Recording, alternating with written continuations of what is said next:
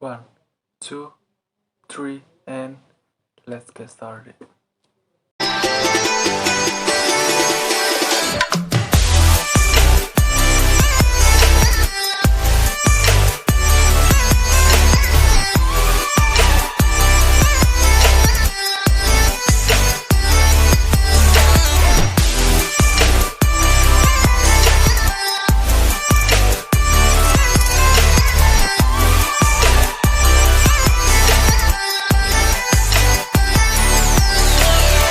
Kembali lagi dengan saya Gustima dan Putra Nirwono. Sekarang saya berkesempatan untuk menjelaskan tentang dampak COVID-19 terhadap pariwisata Indonesia kepada kalian semua. Adapun pokok pembahasan yang akan saya jelaskan, yang pertama adalah tentang definisi statistika. Jadi di sini saya akan mencantumkan beberapa data statistik tentang dampak COVID-19 terhadap pariwisata Indonesia. Yang kedua adalah tentang definisi pariwisata. Yang ketiga adalah ruang lingkup pariwisata. Yang keempat adalah dampak COVID-19 terhadap dunia pariwisata. Dan yang terakhir adalah analisa deskriptif dampak COVID-19 terhadap pariwisata Indonesia. Langsung saja masuk ke materi pertama tentang definisi statistika. Jadi, menurut Subadar dan Sudrajat, statistika adalah ilmu pengetahuan mengenai cara dan aturan dalam hal pengumpulan data, pengolahan data, analisa data, penarikan kesimpulan, penyajian data, dan publikasi dan kata-kata yang berbentuk angka. Jadi statistika ini adalah sebuah cara ataupun ilmu pengetahuan untuk mendapatkan suatu data yang bisa berbentuk angka ataupun yang lainnya. Selanjutnya adalah tentang definisi pariwisata itu sendiri. Jadi menurut KBBI, pariwisata adalah suatu kegiatan yang berhubungan dengan perjalanan rekreasi, turisme, dan juga pelancongan. Jadi bisa disebutkan bahwa pariwisata ini adalah suatu kegiatan yang melibatkan seseorang ataupun beberapa orang untuk melakukan perjalanan wisata dengan tujuan berbisnis, berekreasi, ataupun dengan pendidikan. Materi selanjutnya adalah ruang lingkup pariwisata. Jadi pariwisata ada beberapa ruang lingkup. Yang pertama adalah attraction.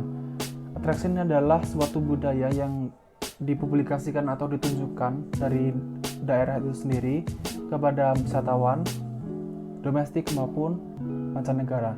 Yang kedua adalah facilities. Facilities ini adalah penunjang untuk memenuhi kebutuhan wisatawan domestik maupun mancanegara. Yang ketiga adalah infrastruktur. Ini dapat berupa accommodation ataupun hotel dan juga bangunan yang dijadikan sebuah tempat wisata. Yang keempat adalah transportation. Transportation ini adalah suatu layanan yang diberikan oleh daerah tersebut untuk menunjang ataupun mempermudah wisatawan berpindah tempat dari tempat ke satu ke tempat yang lainnya. Yang kelima adalah hospitality yang berasal dari masyarakat daerah tersebut tentang bagaimana masyarakat menyambut wisatawan dari domestik maupun dari mancanegara. Selanjutnya saya akan membahas tentang dampak COVID-19 terhadap dunia pariwisata. Ada beberapa sektor yang mengalami kerugian dalam hal pariwisata tentunya. Yang pertama adalah travel agent. Pastinya dikarenakan banyak sekali wisatawan baik dari domestik maupun dari mancanegara menggunakan jasa travel agent ini untuk menuju destinasi wisata yang sudah direncanakan sebelumnya. Dikarenakan dengan kemudahan yang diberikan oleh travel agent ini, diharapkan wisatawan ini dapat menuju ataupun melakukan kegiatan wisata tersebut dengan nyaman dan juga aman. Yang kedua adalah tentang penerbangan. Pastinya dikarenakan salah satu akomodasi yang paling jadi favorit oleh wisatawan adalah penerbangan. Dikarenakan penerbangan ini adalah suatu transportasi yang membutuhkan jarak tempuh yang cukup efisien dan juga cukup aman dan juga nyaman. Yang ketiga adalah destinasi wisata. Jadi destinasi wisata ini adalah tujuan utama atau sektor utama yang terdampak oleh COVID-19 ini. Dan kan tujuan utama wisatawan adalah menuju destinasi wisata tersebut untuk melihat keanekaragaman budaya ataupun yang lainnya. Yang keempat adalah kuliner. Kulinernya sebenarnya termasuk dalam destinasi wisata karena destinasi wisata ini mencakup beberapa hal dalam macam-macam penunjang atau fasilitas yang digunakan. Dan yang kelima adalah perhotelan, tentunya karena setiap ada destinasi wisata pasti ada sebuah akomodasi yang akan menampung para wisatawan untuk menginap di destinasi wisata tersebut. Selanjutnya adalah pemaparan atau contoh yang diberikan oleh materi sebelumnya, yaitu tentang ruang lingkup pariwisata. Yang pertama adalah dampak terhadap reflection. Contohnya adalah turis asal Cina yang di sebagian besar membatalkan perjalanan wisata mereka. Yang kedua adalah penerbangan. Banyak penerbangan yang dibatalkan, bahkan ada beberapa yang sementara berhenti beroperasi. Kita bisa lihat dari beberapa negara yang menutup beberapa maskapai penerbangannya dikarenakan sepi atas wisatawan tersebut. Dikarenakan adalah pembatasan sosial yang dilakukan oleh negara-negara tersebut. Dan yang ketiga adalah destinasi wisata. Ini adalah tujuan utama sebuah wisatawan melakukan wisata. Sebagai contoh adalah perusahaan di Bali merumahkan sekitar 20.000 pegawai dengan memberikan kartu prakerja.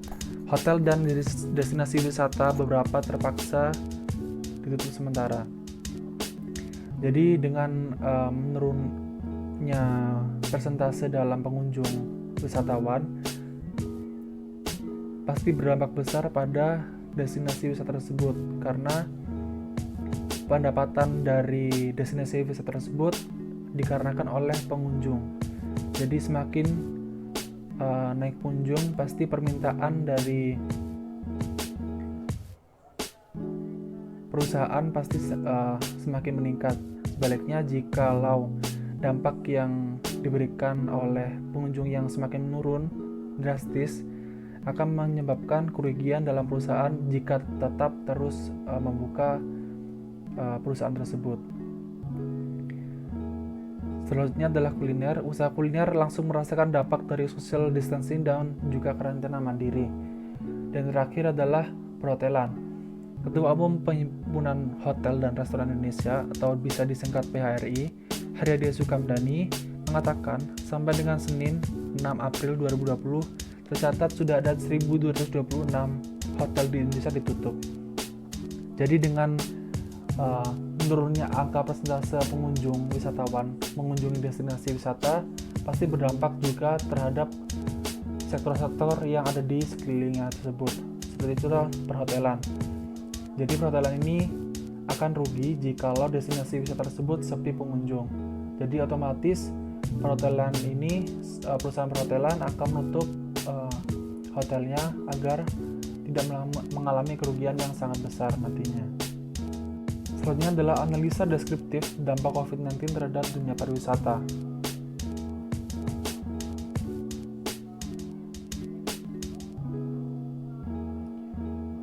Jadi dari gambar tersebut bisa kita lihat salah satu contoh dampak pandemi pada perekonomian Indonesia adalah Tiongkok mempengaruhi sektor perekonomian karena pada tahun 2019 jumlah wisatawan Tiongkok adalah terbesar kedua. Jadi Tiongkok adalah penyumbang terbesar kedua di dunia untuk pengunjung wisatawan ke Indonesia, khususnya di Pulau Bali. Dan Tiongkok juga melakukan investasi PMA pada tahun 2019 juga terbesar kedua di Indonesia. Jadi Tiongkok ini adalah negara berpengaruh terhadap Indonesia, terhadap perekonomian Indonesia khususnya, dikarenakan hubungan kerjasama antara kedua negara ini sangat erat, apalagi di bidang perdagangan. Dampak corona terhadap ekonomi Indonesia terhadap Cina. Pemerintah mengantisipasi penyebaran virus novel corona atau biasa disebut coronavirus. Hal ini dilakukan dengan menutup pintu bagi wisatawan dan produk impor asal Tiongkok.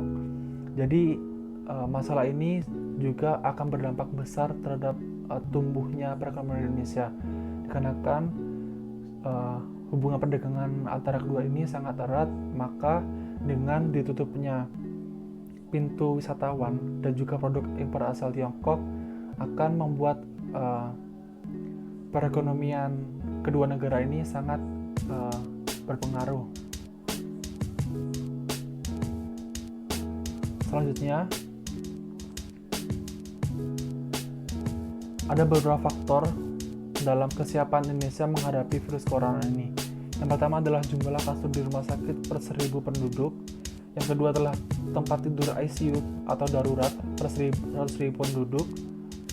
Yang ketiga adalah dokter per 1.000 penduduk, perawat dan bidan per 1.000 penduduk, dan juga pengeluaran kesehatan per kapita per tahun dalam USD pada tahun 2016. Dan kesimpulan dari tabel tersebut adalah menunjukkan bahwa Indonesia sangat tidak siap dalam menghadapi pandemi COVID-19 ini. Bisa dilihat dari tabel bahwa Indonesia sangat ketinggalan dari persentase data statistiknya saja. Bisa dilihat Indonesia paling kecil dari negara-negara tersebut. Jadi menunjukkan bahwa Indonesia belum siap dalam menangani COVID-19 ini. Dari hasil penelitian atau pencarian terbanyak hashtag pada Twitter, Corona adalah paling tertinggi, menempati posisi pertama, hampir mencapai 60.000 tweet. Dan juga dilakukan oleh virus, demam, China, bandara, inkubasinya, mengendalikan sektor, penyakit, dan juga yang terakhir Indonesia. Ini adalah data kedatangan penumpang pesawat internasional turun tajam. Bisa dilihat dari data tersebut bahwa jumlah penumpang pesawat rute internasional yang tiba di Indonesia berkurang tajam dari 1,5 juta orang pada Desember 2019 turun hingga 450.000 menjadi 1,15 juta orang pada tahun 2020. Dan pada Januari 2020 adalah mulainya atau dikenalkannya coronavirus kepada dunia yang berasal dari kota Wuhan, dan ini sangat berdampak pada pariwisata Indonesia, khususnya penumpang pesawat internasional.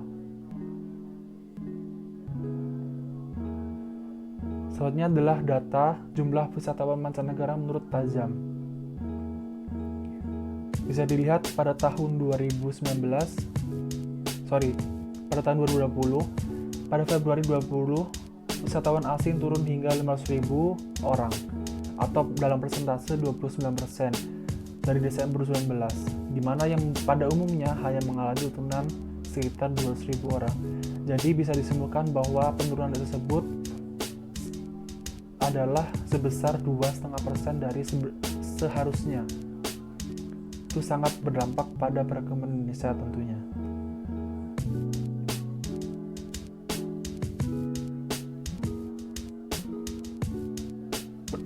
Selanjutnya adalah tentang data perjalanan wisatawan Nusantara menurun. Tahun 2015, jumlah wisatawan Nusantara adalah 303 juta orang, dan target 2019 ada 275 juta dikarenakan tingginya harga tiket pesawat domestik. Dan pada tahun 2020, dipastikan jumlah lebih menurun drastis dikarenakan pandemi corona ini. Baik, terima kasih atas perhatiannya. Jika kalian ada data ataupun informasi apapun yang bisa melengkapi materi ini, bisa kalian tulis di kolom komentar. Dan jangan lupa untuk selalu stay at home, work from home, dan juga stay healthy. Terima kasih. Salam.